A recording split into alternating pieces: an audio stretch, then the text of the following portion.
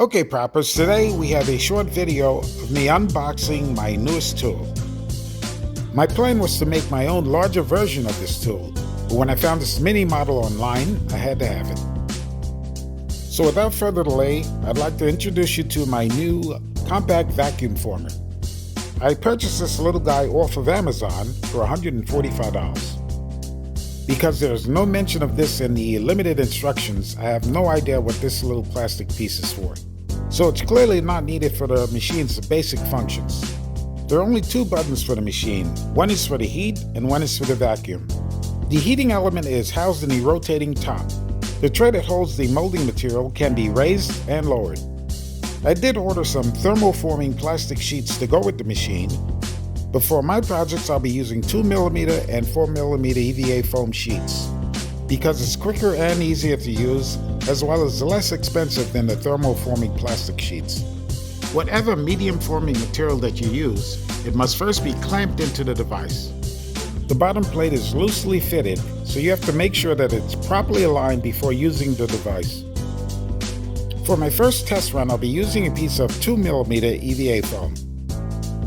In order not to waste material, I'll be clamping a section of the EVA foam into the device and then cutting to fit. Although the clamping device will only work properly with up to 4mm foam, I was successful in using a piece of 6mm foam and holding it in position by hand. After placing the subject that I'd like to cast into the device, I raised the foam up to the heating lamp. I turned on the heating element with button 1, and it took a very short time for the 2mm foam to actually heat up. Before turning on the vacuum, the heating element has to be turned off. I gave the material a couple of minutes to cool down before removing it from the machine. There are a couple of cautions that I have to give you. The top of the machine continues to stay hot for quite a while before cooling down. The hot top containing the heating element is not locked into place and will shift from left to right if you move the machine. So I recommend you just push it to the side and allow it to cool down before trying to move it around. There are no handles to safely pick up the machine while it's still hot.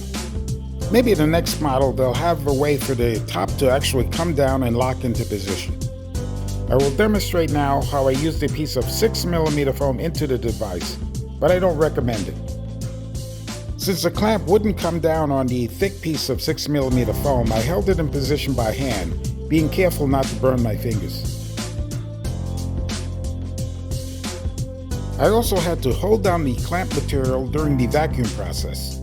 For safety and efficiency, my recommendation is that you do not use any foam over 4mm. Overall, I'm very happy with the device, and I highly recommend it.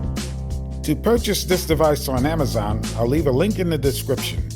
As always, thanks for watching.